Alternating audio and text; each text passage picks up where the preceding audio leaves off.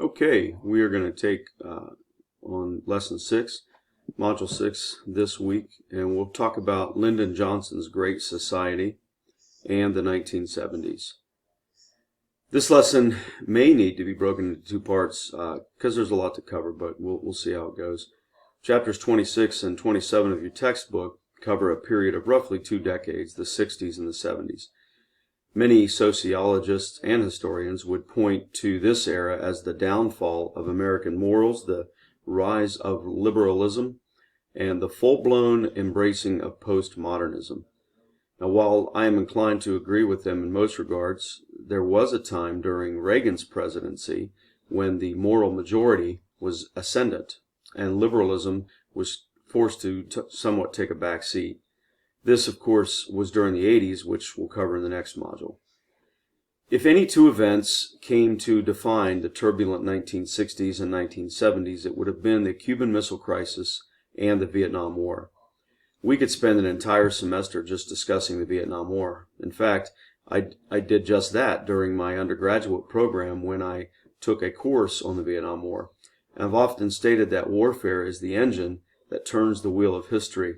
And the war in Vietnam caused a ripple effect that is still seen to this very day. As the 1950s came to a close, the 1960 presidential election between John F. Kennedy and Richard Nixon was the first presidential election to be largely covered by television. Kennedy, a World War II veteran, won the election at the age of 43, becoming the youngest president ever to be elected. Kennedy inherited the military-industrial complex of which Eisenhower warned, and he also inherited the Cold War. While today we would look at Democrats as being soft on communism or socialism, and we would be correct, Kennedy, however, was very much a Cold Warrior. He was a patriot, and he believed the United States should take a tough stand on the evils of communism, and he believed in American exceptionalism. Can't really say that about very many Democratic politicians today. Kennedy would be tested as president as perhaps no other has been, with maybe the exception of Harry Truman. On Tuesday morning, October the 16th, 1962, National Security Advisor McGeorge Bundy walked into President Kennedy's office and showed him reconnaissance photographs of Soviet-built missile sites in Cuba. Now, Cuba is only about 90 miles from Florida, and the thought that nuclear missiles launched from those sites could annihilate 80 million American citizens in seconds started what has become known as the Cuban Missile Crisis. Over the next 13 days, America and the world held its breath to see what would happen. And similar to a game of roadway chicken, the question on most American minds would be, who would swerve first? On October the 22nd, President Kennedy addressed the nation via television, and he told Americans that Soviet nuclear missiles were aimed at their cities. He then laid out the details for a naval blockade, or a quarantine, as he called it. Arguably, the consensus among many Americans was that a belligerent Soviet regime intended to vaporize much of the United States in a preemptive nuclear strike. However, buried deep within the media hype and widespread paranoia laid the fact that the Soviets had no precedent for such action. Yes, even the media back then was fond of spreading fear and panic. Indeed, there existed no record that the Russians had ever outsourced any of their small missile capability to a Warsaw Pact nation, let alone Cuba. So why would they now? Well, the answer to this question finds its roots in a well-known military blunder called the Bay of Pigs. President Eisenhower actually approved the Bay of Pigs operation, which called upon Cuban exiles, along with U.S. CIA advisors, to overthrow Fidel Castro during the spring of 1961. When President Kennedy took the oath of office in January of 1961, the wheels were already in motion for a full-blown amphibious operation. Less than 64 hours after reaching the Bay of Pigs landing site, Cuban troops overran the invasion force, killing 114 and capturing over 1,000. The Bay of Pigs debacle not only embarrassed the Kennedy administration and Democratic Party, it strengthened the ties between Cuba and the Soviet Union, and it set President Kennedy and his brother Robert, who was Attorney General at that time, on a bizarre plan to rid themselves of Castro once and for all. And this plan was called Operation Mongoose. Operation Mongoose was a clandestine operation designed to get rid of Castro by any means available. Castro, a lawyer turned revolutionary insurgent, could never have achieved power in Cuba had it not been for the ousting of President Batista, which ironically was backed by the Eisenhower administration. Moreover, Castro never digested the works of Lenin or Marx or Mao Zedong prior to embarking on his first insurgency. It was only after a 15-year stint, in prison over a failed attack on an army barracks in 1953 that Castro emerged from that prison sentence an avowed communist. Given the McCarthy scare, the Red Scare of the 1950s, and Eisenhower's domino theory regarding communism, U.S. foreign policy dictated that Castro was a threat who bore watching. Bobby Kennedy, however, felt Castro deserved to die for embarrassing Big Brother John at the Bay of Pigs. So, under the oversight of Bobby or Robert Kennedy, the CIA secretly headed up Operation Mongoose and used a former U.S. Naval Air Station near Miami as their forward operating location. Recently declassified CIA memos reveal that the CIA employed Cuban exiles, mercenaries, and even mafia hitmen to carry out a series of peculiar attacks designed to destroy and create mayhem throughout the Cuban populace and economy. Two extraordinary examples involved plans for the CIA to hijack a United States airliner. Now, let that sink into your mind. The CIA, the American CIA, the plan was to hijack a U.S. airliner and to sink an American warship in Guantanamo Bay, and then blame it on Castro. Another despicable plot allegedly involved the deliberate gunning down of boatloads of Cuban refugees seeking asylum in Florida. And the goal of these outlandish plots and schemes was to blame Castro and to convince an out-of-the-loop Joint Chiefs of Staff to finally invade Cuba. Now, given these facts, it's not a stretch of logic to understand why Castro was frantic to obtain assistance from Russia. Although initially denied by Soviet Minister Andrei Gromyko, this assistance came in the form of Russian-made SS-4 medium-range nuclear ballistic missiles. After much deliberation behind closed-door sessions in the White House, President Kennedy and his assembled executive committee decided upon a naval quarantine, or blockade, over an armed invasion of Cuba. The Navy deployed 180 Navy ships into the Caribbean, while Strategic Air Command loaded B-52 bombers with atomic weapons, of which, by the way, General Curtis LeMay wanted to use to nuke Cuba. The President then composed the first of several letters to Soviet Chairman Nikita Khrushchev, supporting the legal ramifications of the naval quarantine. The Navy received precise instructions on how to intercept and board a Soviet vessel headed for Cuba. The Soviets in turn deployed attack submarines to protect their merchant vessels. Incidentally, one man, who hardly anyone has ever heard of, is credited with saving the world from World War III during this showdown, known as the Cuban Missile Crisis. And you'll have to read the handout on Canvas to discover who he is. Clearly, both sides then were postured for a showdown.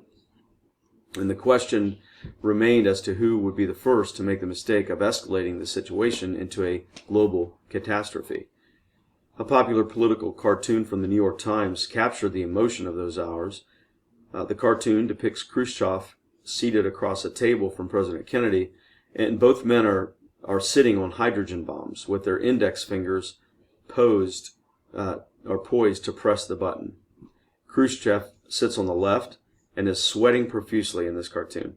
A closer look at the cartoon shows his finger actually touching the button. In contrast, President Kennedy sits on the right, is barely sweating, and has his finger noticeably off the button. Unfortunately for both men with these gigantic egos, a mild-mannered Burmese diplomat named U Thant, the Secretary General to the United Nations, stepped in and saved the day. And through meetings with Castro, President Kennedy, and Chairman Khrushchev, Thant was able to obtain agreements from both parties, which allowed each party to save face while the world watched. And shortly after the Cuban Missile Crisis ended, President Kennedy said this, quote, "U Thant has put the world deeply into his debt." Kennedy's ambitions of stopping the growth of communism was not restrained only to the Western Hemisphere. The growing unrest in Southeast Asia that had been ongoing since the Korean War would challenge Kennedy and destroy President Johnson's presidency. In 1954, the Battle of Dien Bien Phu is significant for a number of reasons. For one, it signaled the end of over 100 years of French colonial rule in Vietnam, or French Indochina as it was called then. The Viet Minh, a nationalist guerrilla insurgency force led by a man named Ho Chi Minh, defeated a professional military force, the French, which was a portent of what the United States would one day face when Johnson officially began to send troops into Vietnam in March of 1965. And second, the Battle of Dien Bien Phu caused international focus as France appealed to President Eisenhower for military assistance, which he denied. However, the United States had been providing financial support to France since 1950, in keeping with the Truman Doctrine and the domino theory. And then third, once the French were ousted from French Indochina, a power vacuum developed, immediately formed in South Vietnam due to a partitioning of the country at the 17th parallel, which was decided at the Geneva Accords. The United States began backing the new regime in South Vietnam, led by a man named Ngo Dinh Diem, spelled Ngo Dinhdiem. Ngo Dinh Diem was his name. He was a Vietnamese Catholic whom one American called, quote, an Oriental despot with a French accent. When Diem's policies became more and more totalitarian and anti-tolerant to the traditional Buddhist religion of Vietnam, Kennedy sanctioned a coup to have Diem and his brother murdered by South Vietnamese generals on November the 1st, 1963. Ironically, Kennedy was assassinated himself by communist sympathizer Lee Harvey Oswald just 3 weeks later on November the 22nd. The United States continued to back whichever anti-communist leader filled the vacuum in South Vietnam and began to send advisors to train the Army of the Republic of Vietnam, or the ARVN, or ARVN for short, on how to fight guerrillas. The U.S. Green Berets were among the first military advisors to arrive in Vietnam. However, the United States was not officially at war with Vietnam yet. In 1960, the Communist North Vietnamese formed the National Liberation Front, or the NLF, which was the political half of the armed insurgent force known as the Viet Cong. The Viet Cong, or the VC, as they were known, specialized in guerrilla warfare. They dressed in the same clothing as traditional Vietnamese civilians did. They dressed as peasants. And this proved very difficult for American troops to discern who was friend and who was foe. The North Vietnamese Army, the NVA, they partnered with the VC, the Viet Cong, to wage an unconventional war on the United States. On August the 2nd, 1964, the U.S. Navy destroyer, the USS Maddox, exchanged fire with a group of North Vietnamese torpedo boats off the coast of North Vietnam in the Gulf of Tonkin. 2 days later, according to unofficial reports, the Maddox and U.S. destroyer USS Turner Joy both reported being under attack. Even though the skipper of the Maddox did not validate the attack, the Johnson administration used the incident to pass the famous Tonkin Gulf Resolution, which authorized President Johnson to use any means necessary to prosecute the war. In February of 1965, sources learned that the Viet Cong had attacked American troops at Pleiku, and on February the 11th, the Joint Chiefs gave Secretary of State Robert S. McNamara a comprehensive plan involving a sustained air attack on North Vietnam, codenamed Operation Rolling Thunder. And by March the 2nd, 1965, Rolling Thunder was finally underway. In anticipation of retaliatory attacks due to Operation Rolling Thunder, General William Westmoreland, U.S. Army General William Westmoreland, asked President Johnson for 2 U.S. Marine battalions to land at Da Nang in Vietnam for protection, and that officially placed U.S. troops in the country of Vietnam. Now, the war in Vietnam was hugely unpopular with the American home front, and it spawned all sorts of social and racial unrest. There was, for one, a disproportionality that existed when it came to troop demographics. It seemed, and it didn't just seem, it was reality, that poor, underprivileged minorities and poor, uneducated whites were drafted and did the majority of the fighting and dying in Vietnam, while those in college or those with affluence could receive a deferment. And then some who chose the coward's way out, like William Jefferson Clinton, for example, simply went to Canada or conveniently changed their religion, like Muhammad Ali, to conscientious objector status to avoid serving in Vietnam. Also, unlike World War II, success in Vietnam was measured in body counts and not territory gained or lost, and this frustrated troops that were there. One of the most notorious examples of the futility of the Vietnam War was the Battle of Dong Ap Bia, better known as Hamburger Hill, by those who fought there in the spring of 1969. And men of the U.S. Army's 101st Airborne Division stormed up the 937-meter tall Ap Bia mountain more than 10 times, only to be repulsed back down it. And when they finally reached the summit on May the 20th, more than 70 U.S. soldiers had died and over 370 had been wounded. And shortly after taking the hill, U.S. troops were ordered by their leadership to abandon it, to evacuate, and to leave it to the North Vietnamese to reoccupy days later. And this frustrated and angered those men because they saw their fellow soldiers died for nothing. And for much of the American public back home, the Battle of Hamburger Hill really epitomized the intense frustration of winning costly battles without conceiving any sort of follow-up strategy. For many Americans, Hamburger Hill was proof of President Nixon's failure, who was president at that time, to make any substantial changes in the approach to end the war in Vietnam. To state that American leadership failed in Vietnam is a huge, gross understatement. I've got a book I would recommend to you about that very thing called Dereliction of Duty, and it talks about President Johnson and Defense Secretary McNamara and the lies that they told to deceive the American people and the many, many men that died. Another book I would recommend if you're interested in studying the Vietnam War is this one by George Herring called America's Longest War. And probably the best book on Vietnam is Stanley Carnell's massive book, Vietnam, A History. You can see how many pages that might be. The complete account of the Vietnam War. If you get a chance and you like watching Ken Burns, his documentary series, the one on Vietnam is absolutely excellent.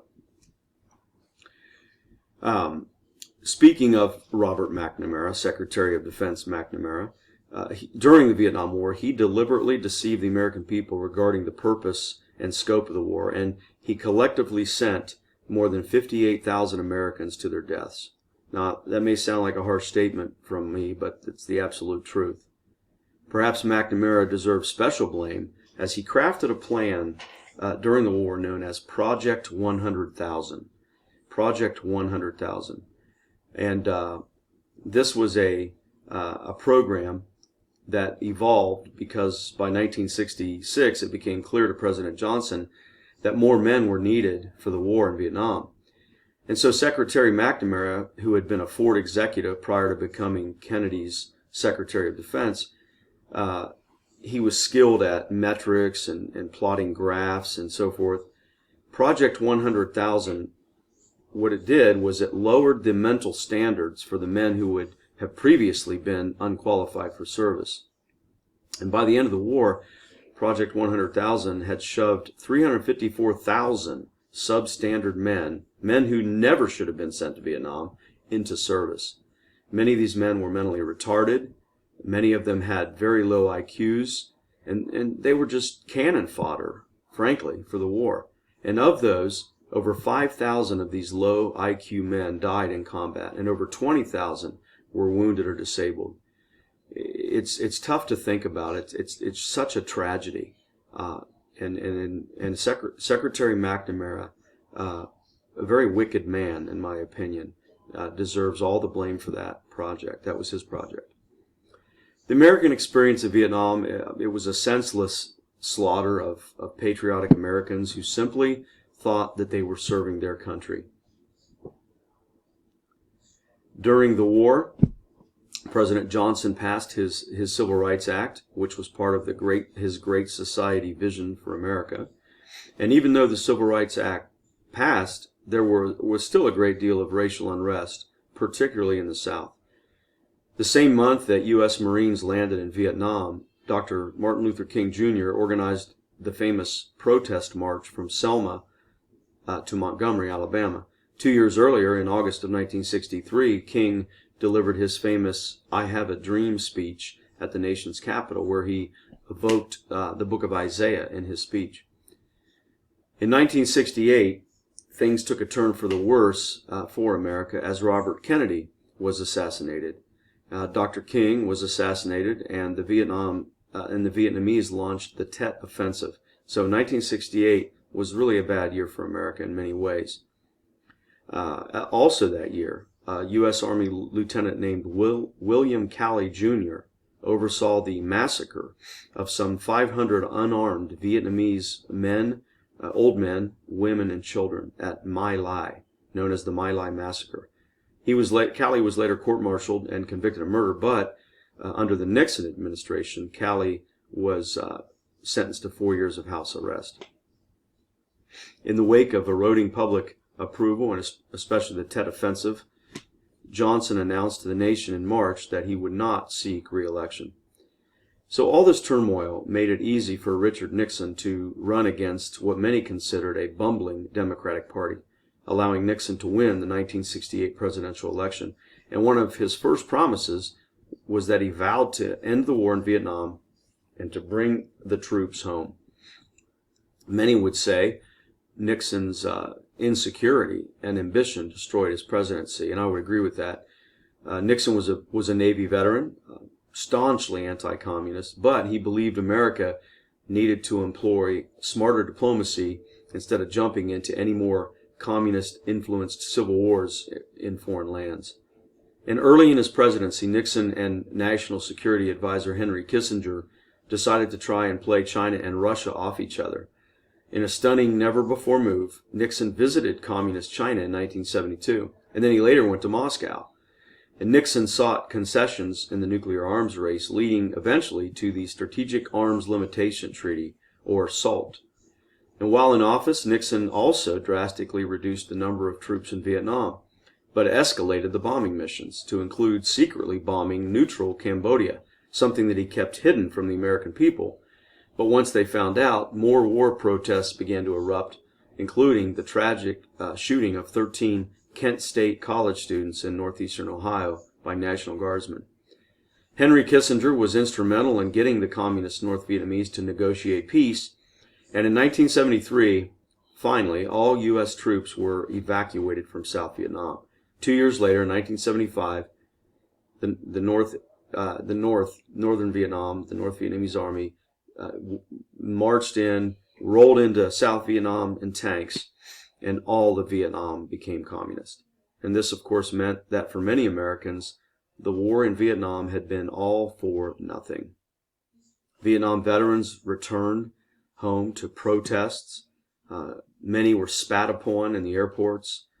People threw vegetables at them as they left the gangplanks of their ships. They were called baby killers, and other despicable behavior by people back home that just simply didn't agree with the war. It was truly a dark time for America's military, as the last few years of the war saw a complete breakdown in military discipline, as soldiers simply lost the will, and they lost the will to die for a war that was unwinnable and not supported back home. Drug use was rampant among troops deployed to Vietnam, and enlisted men often blatantly disobeyed orders from their superior officers just because they couldn't justify enduring one more day for a cause that made no sense. And amidst this turmoil, President Nixon ordered government officials to cover up illegal wiretaps at the Democratic National Committee headquarters at the Watergate Hotel. Several major revelations and egregious presidential action against the investigation later in 1973 prompted the House of Representatives to commence impeachment actions against President Nixon. But Nixon saved them the trouble by resigning in August of 1974. And that made Vice President Gerald Ford the de facto president. He stepped in, and Ford became America's 38th president. A month after being in office, Ford pardoned Nixon. Ford's weakness and the scandal of Watergate made Democrats realize that 1976 was their golden opportunity to recapture the White House. And former Georgia Governor Jimmy Carter emerged as the Democratic frontrunner and was elected America's 39th president. The war in Vietnam contributed to rising inflation, and an energy crisis emerged during the 1970s. I remember this, raising gasoline prices to an all-time high.